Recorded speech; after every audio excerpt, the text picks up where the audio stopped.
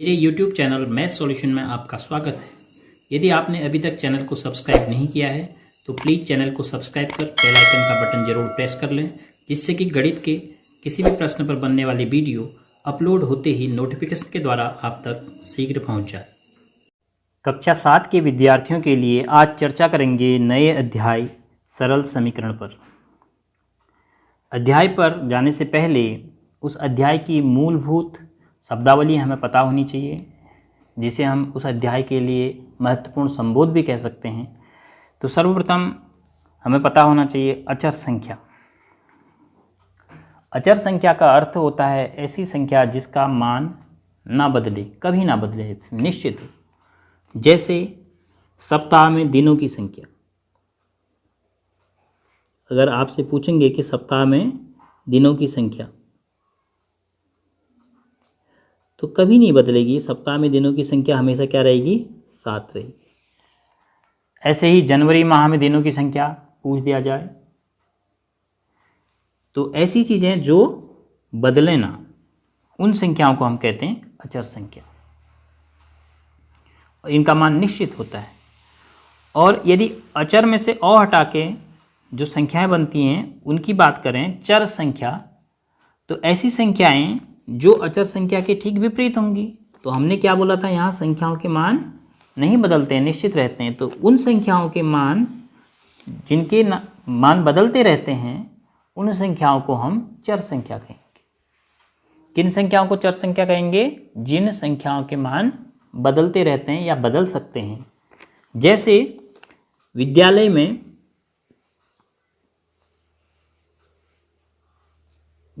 में छात्र संख्या या छात्र छात्राओं की संख्या, ये चर संख्या है। क्यों? क्योंकि विद्यालय में नए छात्र आएंगे, पुराने छात्र जिन्होंने पढ़ लिया, पूरी कक्षाएं पढ़ ली, वो जाएंगे, या फिर कोई छात्र बीच में किसी दूसरे विद्यालय में पढ़ने के लिए जाते हैं, पिताजी का ट्रांसफ़र हो जाता है, पेरेंट्स का ट्रांसफ़र हो जाता है, इस कारण जाते हैं। तो इस प्रकार विद्यालय में छात्रों की जो संख्या होती है वो बदल सकती है। तो इसलिए हम ऐसी संख्या को कहेंगे चर संख्या। अब चर संख्या को, जैसे अचर संख्या को तो आप अंकगणितीय संख्याओं के रूप में दिखाते हैं, अब चर संख्या को प्रदर्शित करते हैं अंग्रेजी के छोटे अक्षरों से, x, y, z, इस प्रकार के अक्षरों से। और इनको हम कहते हैं बीजगणितीय संख्या भी कहते हैं। क्या कहते हैं? बीजगणितीय संख्या। तो और भी आप चर संख्या ढूंढ सकते हैं। जैसे किसी के पेरेंट्स माना जॉब करते हैं, तो हर साल सैलरी बदलती है, तो जो वेतन होगा वो चर संख्या के रूप में होगा। परिवार में सदस्यों की संख्या चर संख्या के रूप में होगी, क्योंकि निश्चित नहीं रहती है, बदलती रहती है, तो इसलिए वो भी चर संख्या हुई।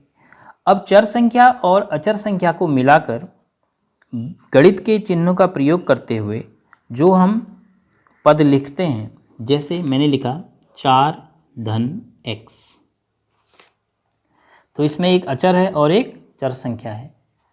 तो इस प्रकार के व्यंजकों को हम कहते हैं बीजगणितीय व्यंजक। इसके अलावा और भी हम व्यंजक बना सकते हैं, जैसे 2y ऋण 5 या x धन 6 या केवल 7x लिख दें। तो हमें ये समझना है कि जैसे ये अचर है, ये चर संख्या है, इन दोनों को मैंने धन चिन्ह से आपस में मिला रखा है। यहाँ पर देखो 2 और y के बीच में गुणा का चिन्ह है और y और 5 के बीच में ऋण का चिन्ह है। यहाँ x और 6 के लिए धन का चिन्ह है। तो जब भी हम बीजगणित की चर संख्याओं और अंकगणित की अचर संख्याओं के मेल से गणितीय चिन्हों का प्रयोग करते हुए कुछ पद लिखते हैं, तो हम उन्हें कहते हैं बीजगणितीय व्यंजक।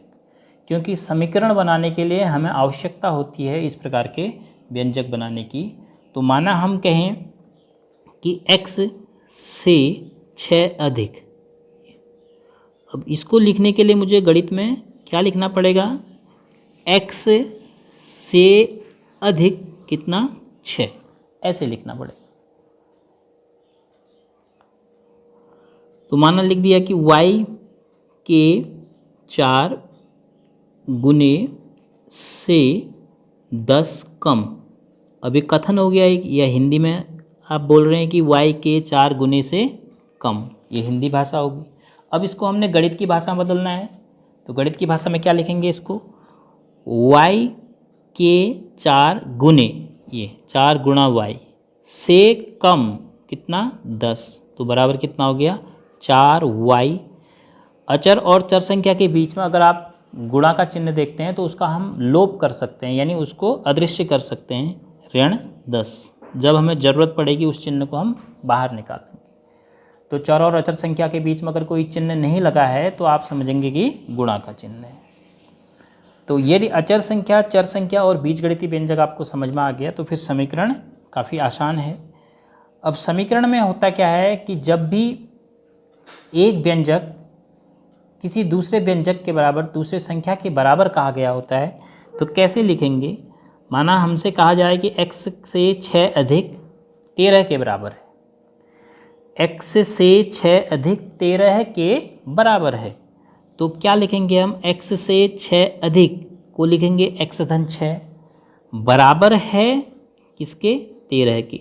तो अब यह कहलाएगा समीकरण जिसमें बराबर का चिन्ह हो, बराबर के एक पक्ष बाईं ओर और एक पक्ष दाईं ओर, तो इसको कहा जाता है LHS लेफ्ट हैंड साइड, इसको कहा जाता है RHS राइट हैंड साइड, और ये है आपका बीच में समता का, बराबर का चिन्ह। तो इस प्रकार का आपको जहाँ पर भी देखने को मिला तो उसे आप क्या कहेंगे, समीकरण। तो समीकरण के लिए सबसे महत्वपूर्ण चीज़ क्या ढूंढेंगे आप, बराबर का चिन्ह। तो जैसे 5x 7x धन 3 x धन 2 बराबर 5। अब इन तीनों में से आपसे कहा जाए कि कौन समीकरण है, तो देखिए 5x के बाद कॉमा लगा है, यानी 5x अलग है, 7x धन 3 अलग है, x धन 2 बराबर 5 ये अलग है। तो इन तीनों में से इन दोनों को तो हम कहेंगे बीजगणितीय व्यंजक, और इसको कहेंगे हम एक समीकरण। क्यों, क्योंकि इसमें बराबर का चिन्ह लगा है। समीकरण का मतलब आप ये समझ लीजिए कि एक तराजू के 2 पलड़े हैं,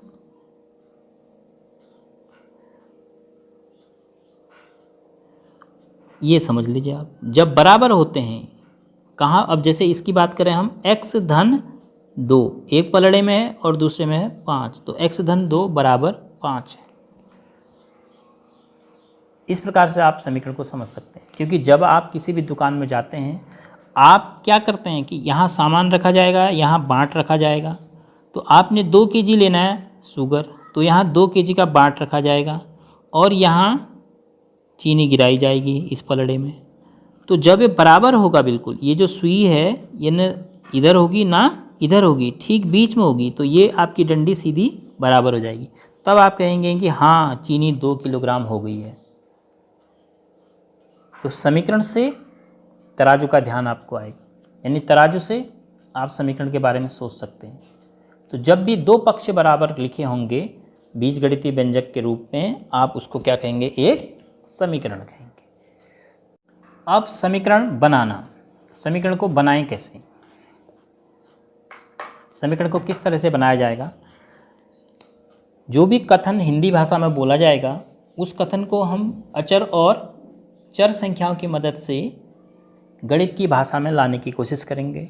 फिर जहाँ पर हमें बराबर दिया होगा हम 2 पक्षों को सोचेंगे कि कौन किसके बराबर दिया है, उनके बीच में बराबर का चिन्ह लगाएंगे।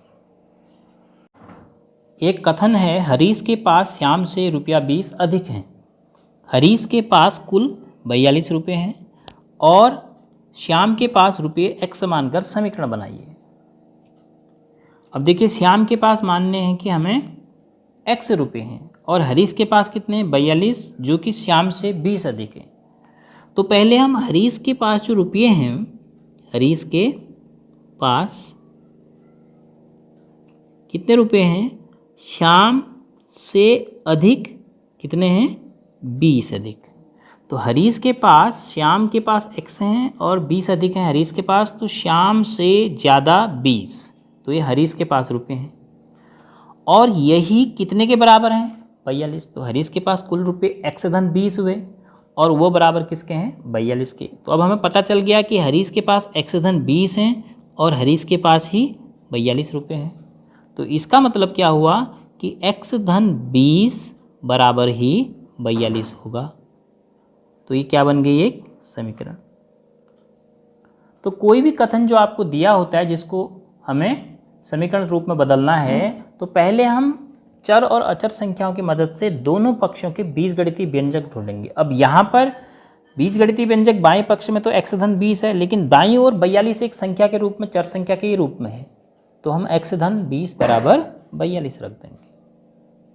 अब अगला टॉपिक है समीकरण का हल।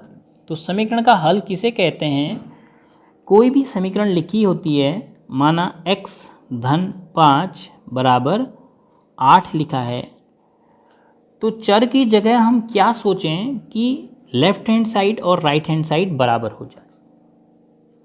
तो जैसे चर की जगह आप 1 सोच लेते हैं, तो 1 धन 5 बराबर कितना हो जाता है, 6। और क्या ये 8 के बराबर है, तो नहीं है।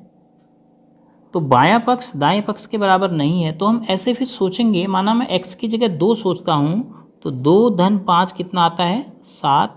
अभी भी ये 8 के बराबर नहीं हुआ, लेकिन 8 की नज़दीक जा रहा है।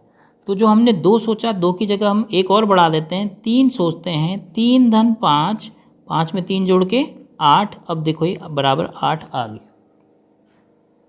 तो x की जगह हमने क्या सोचा, x की जगह हमने सोचा 8। तो चर संख्या का वह मान जिसके लिए समीकरण का बायां पक्ष और दायां पक्ष बराबर हो जाता है, उस मान को समीकरण का हल कहते हैं। तो हम क्या कहेंगे, 3 समीकरण का हल है। क्यों हल है, समीकरण का हल है क्योंकि x की जगह 3 रखने पर, चर संख्या की जगह 3 रखने पर समीकरण का बायां पक्ष और दायां पक्ष दोनों बराबर हो गया।